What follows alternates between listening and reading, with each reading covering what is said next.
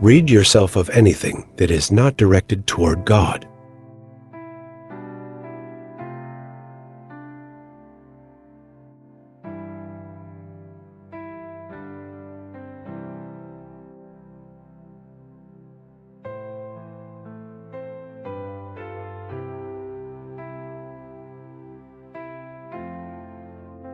True prayer is nothing else than the union of the soul with God.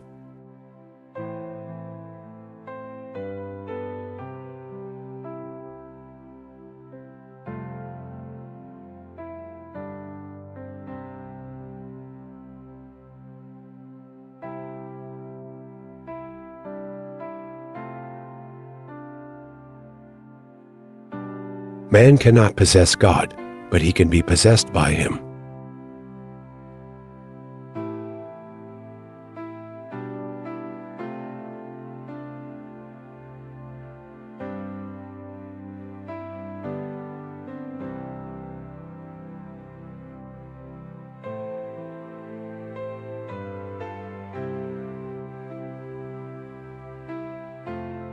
Everything depends on this: a fathomless sinking into a fathomless nothingness.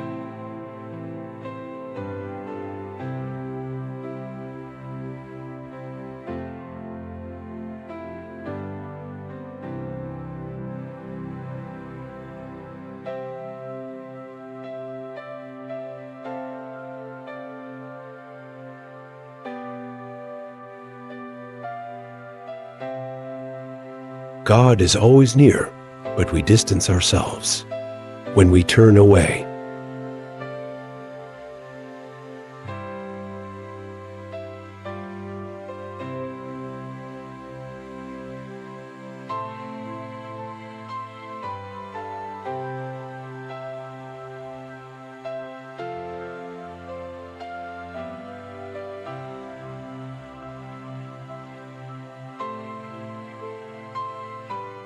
Like blind hens, we are ignorant of our own self and the depths within us.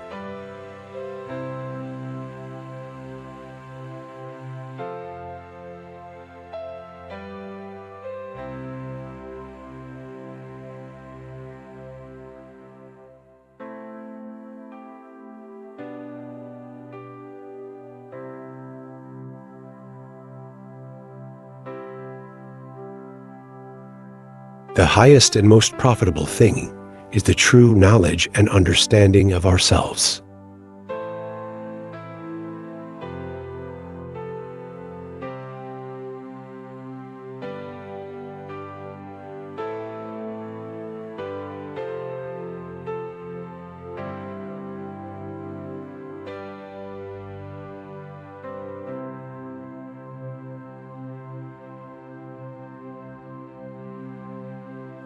Let God and all His creation teach you what your sins are.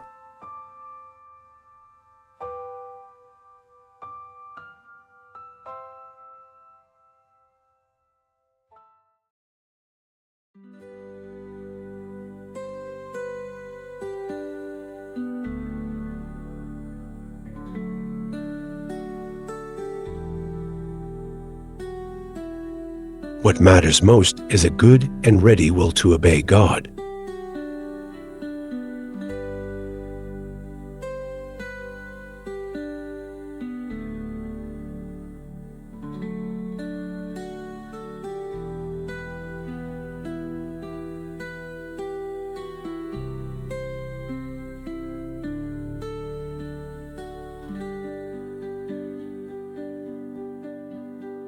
Give yourself entirely to God.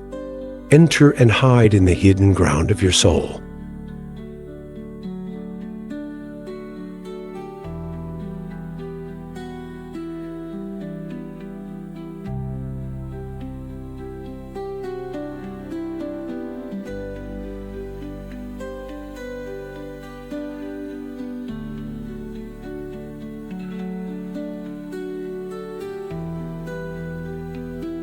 The deepest humility is the highest glory before God.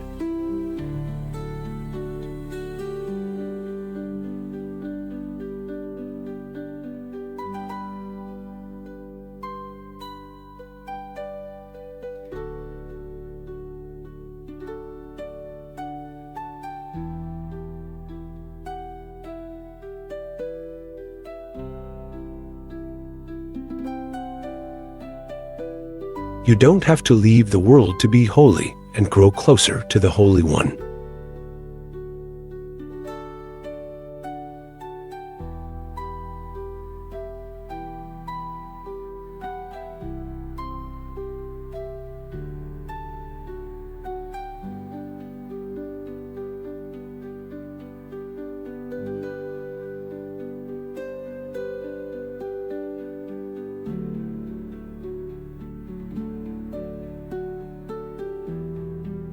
Become a fertile ground for the divine birth. Cherish this deep silence within. Nourish it frequently.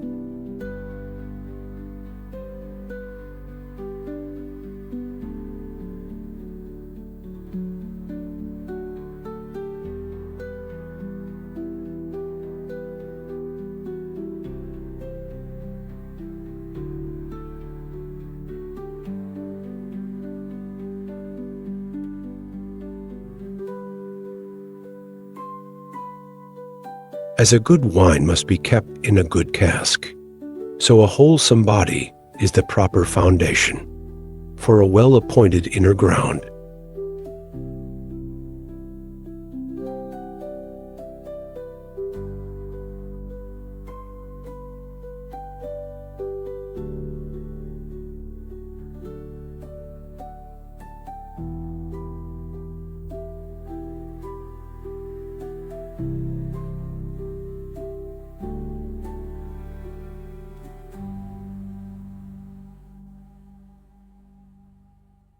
A good meditation, even when it is interrupted by occasional nodding, is much more beneficial than many outward religious exercises.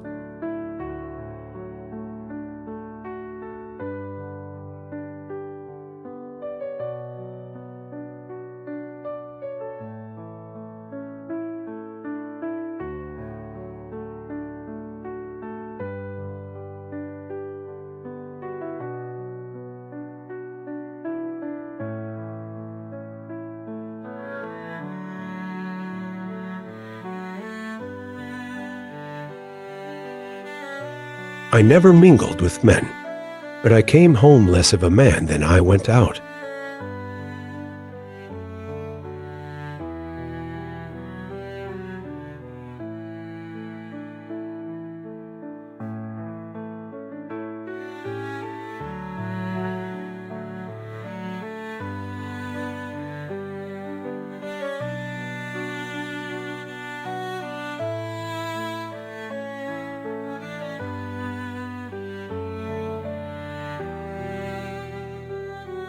If we really want to achieve true prayer, we must turn our backs upon everything temporal, everything external, everything that is not divine.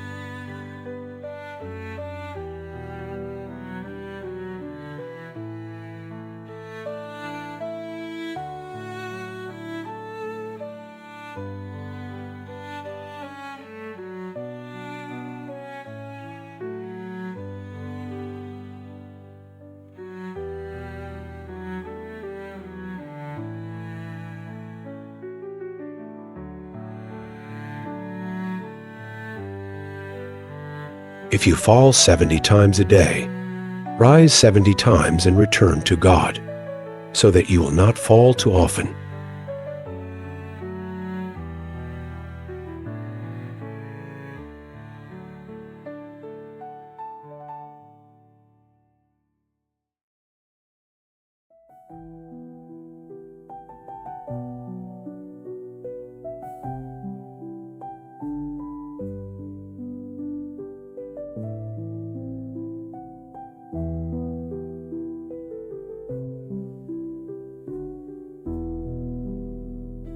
To discern what weaknesses and faults separate you from God, you must enter into your own inward ground and then confront yourself.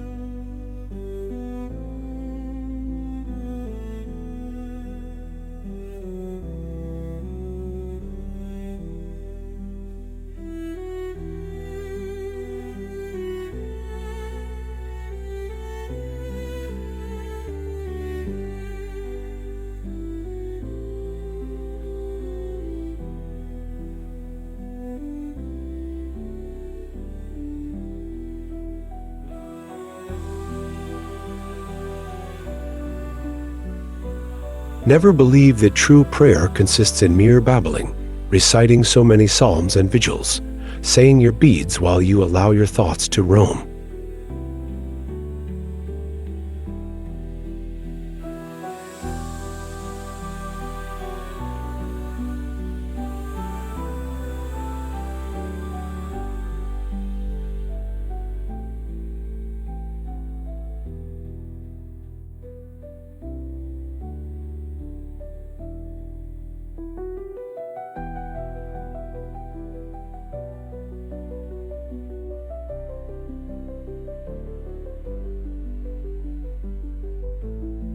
The gracious, eternal God permits the Spirit to green and bloom and to bring forth the most marvelous fruit, surpassing anything a tongue can express and a heart conceive.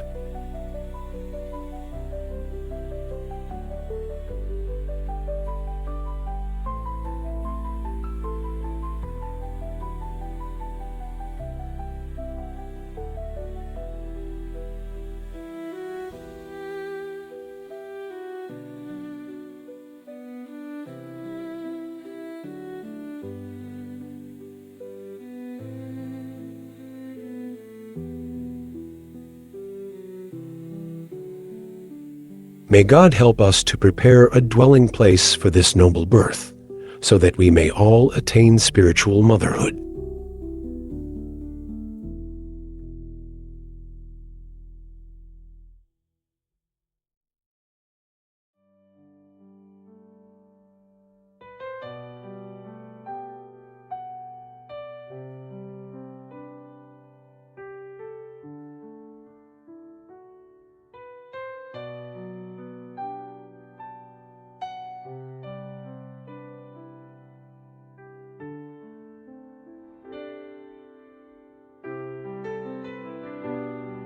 The gracious, eternal God permits the Spirit to green and bloom and to bring forth the most marvelous fruit, surpassing anything a tongue can express and a heart conceive.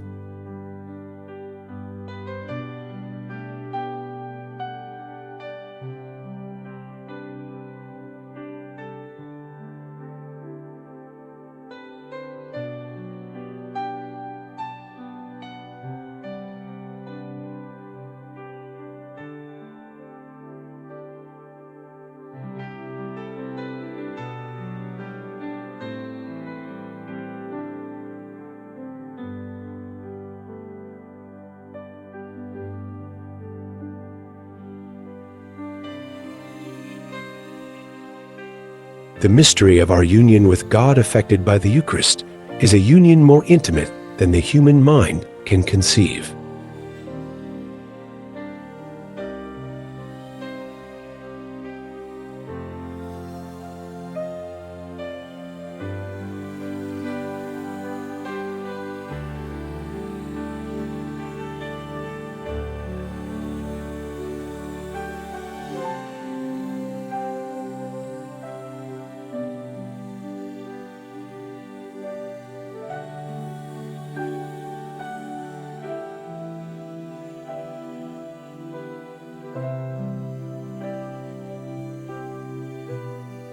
If one would prepare an empty place in the depths of the soul, there can be no doubt that God must fill it at once.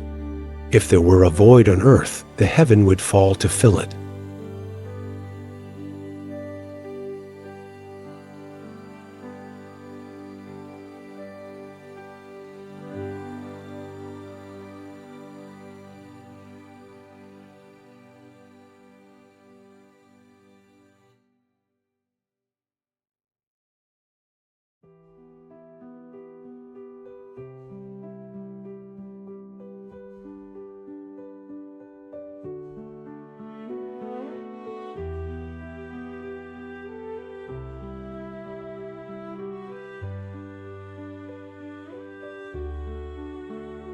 Is it not shameful and a great scandal that we poor latecomers, we Christians, aided by grace, the faith, and the sacraments, should be running about like blind hens, ignorant of our own self and of the depth within us?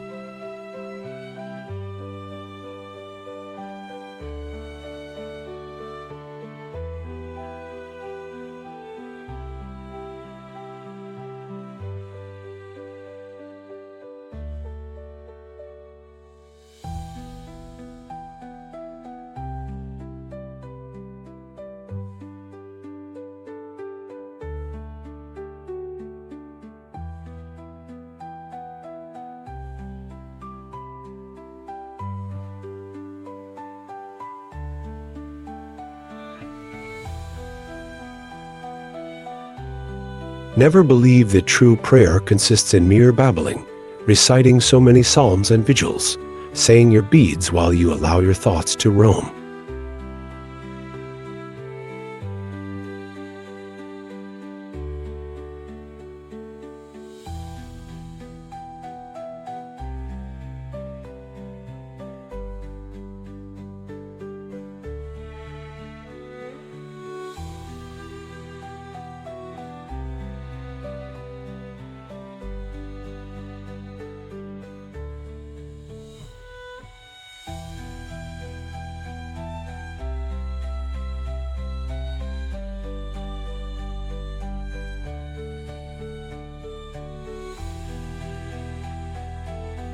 In the most intimate, hidden, and innermost ground of the soul, God is always essentially, actively, and substantially present.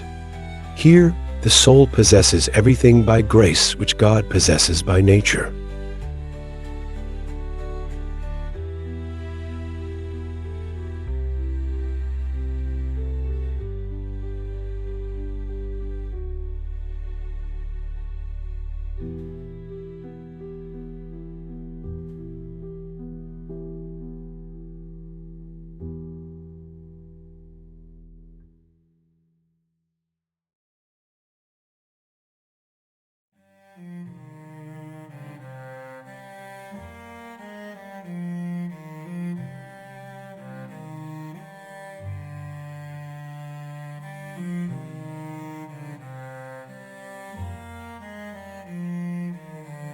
God touches and moves, warns and desires all equally, and he wants one quite as much as another.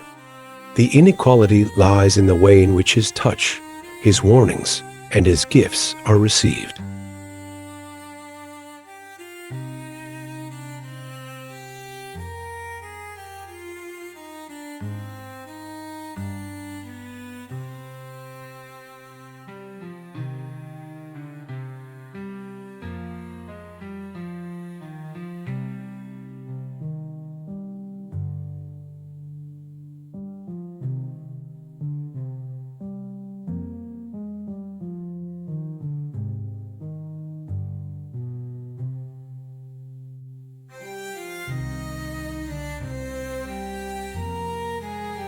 In the kingdom of heaven, it is his work that will be crowned, not yours.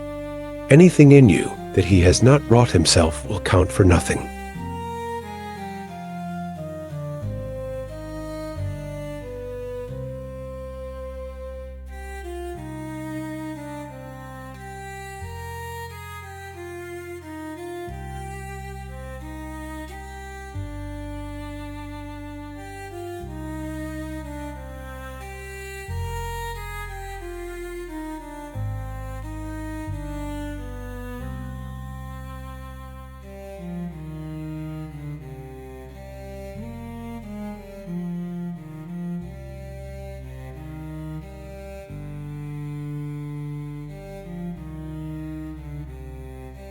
If ye keep watch over your hearts, and listen for the voice of God, and learn of him, in 1 short hour ye can learn more from him than ye could learn from man in 1,000 years.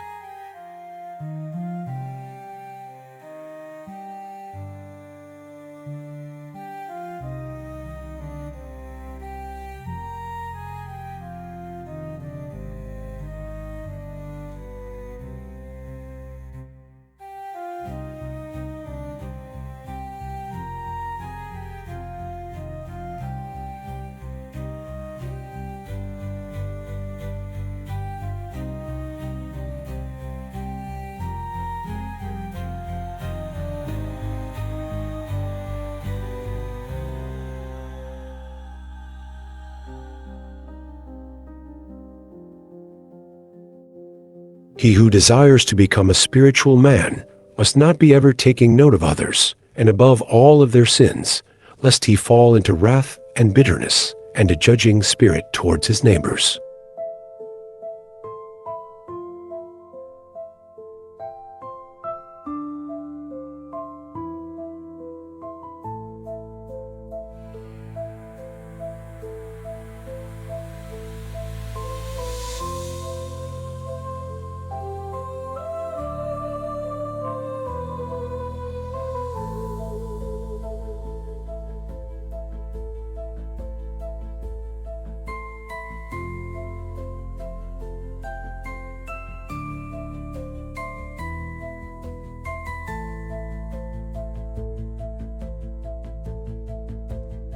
God does not lead all his servants by one road, nor in one way, nor at one time. For God is in all things. And that man is not serving God aright, who can only serve him in his own self-chosen way.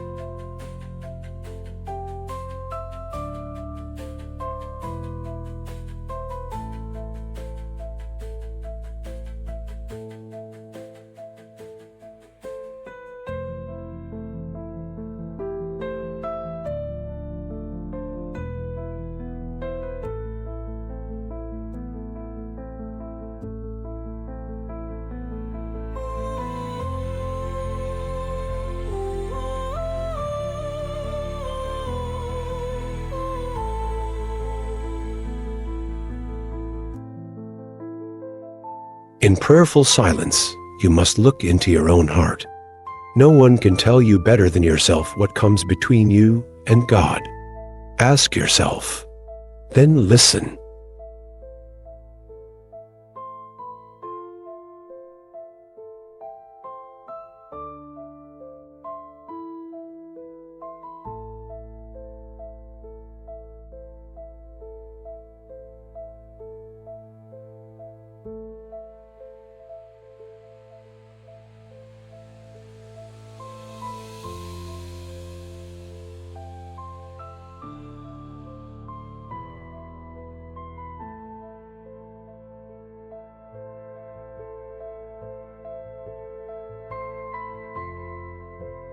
Because in the school of the Spirit man learns wisdom through humility, knowledge by forgetting, how to speak by silence, how to live by dying.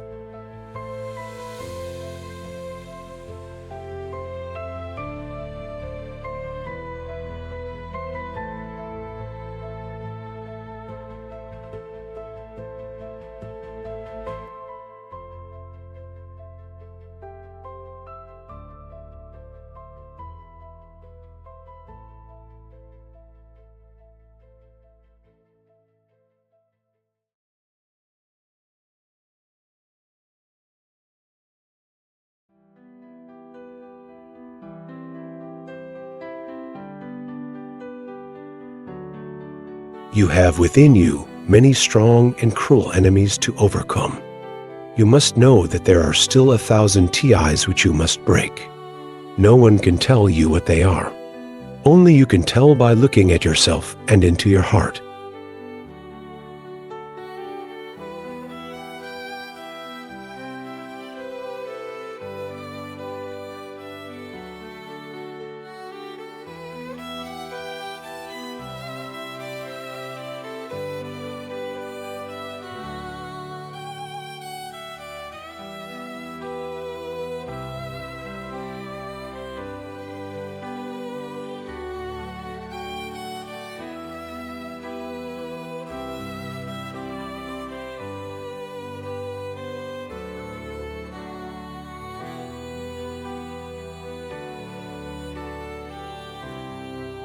We must let go of all desires for ourselves. Our only purpose should be to make space for God within us. When we stop getting in his way, he can be born in us.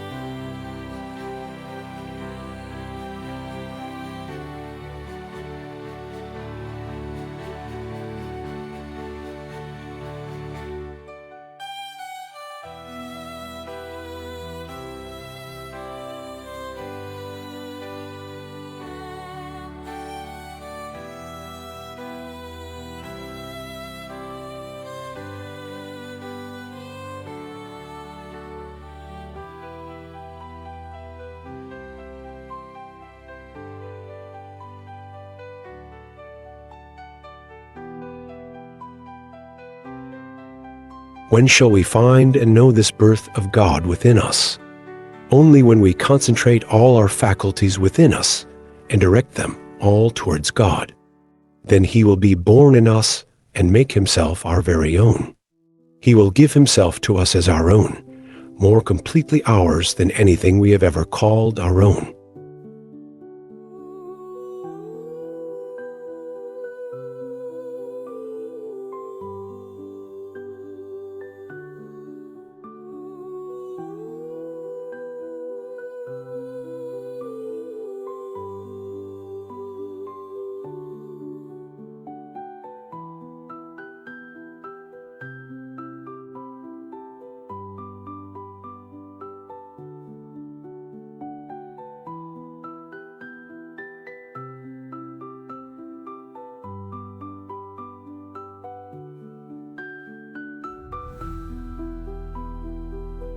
The soul's dignity is beyond words and understanding. If we saw a person in their original purity, like Adam before grace, they would shine so brightly and be so pure that no one could fully grasp their beauty or comprehend it with reason.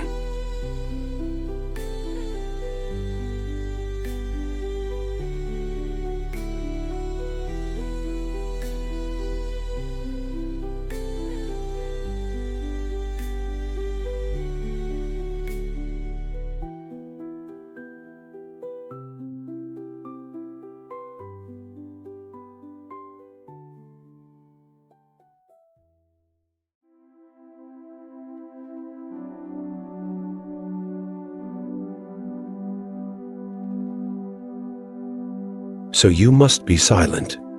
Then God will be born in you, utter his word in you, and you shall hear it. But be very sure that if you speak, the word will have to be silent. If you go out, he will most surely come in. As much as you go out for him, he will come into you. No more, no less.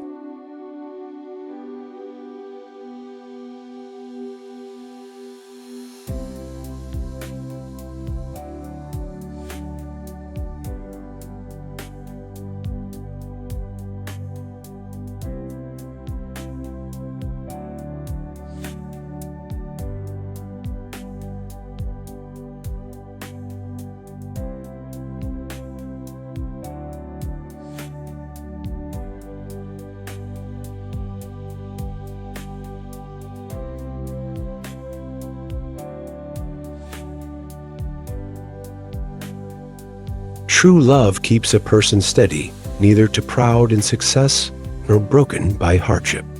Whether he gains or loses, as long as he has his beloved, he finds peace within. Even if he outwardly suffers or weeps, it is bearable if his inner self stays at peace, fully accepting God's will.